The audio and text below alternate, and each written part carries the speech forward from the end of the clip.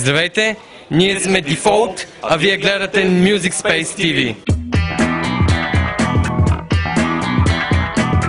Здравейте, фенове на Music Space TV, аз съм Антония Антонова, тук сме в тънка червена линия с момчета от група Default. Момчета, представете се на нашите зрители. Здрасти, аз съм Миро. Аз съм Нино, вокали. Пешо на барабани. Мартин на бас. Мартин на китара.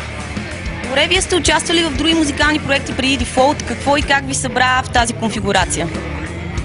Събрахме се по дефолт. Всички се кефим на горе-долу едни и същи неща. Лека по лека се намерихме.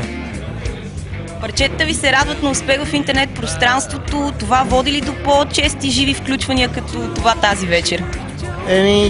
Да, стремим се да свирим където и когато можем, на лайв. Когато има възможност, свирим. Вие нещо ще кажете ли по въпроса? Да, и винаги се раздаваме пред публика, живеем за лайфовете. Добре, за какви точно хапчета става въпрос в парчето Take the Pills? И вие лично пробвахте ли ги преди да запишете това парче? Няма да е сега, ако ти кажа, че сме ги пробвали, после не знаеш какво.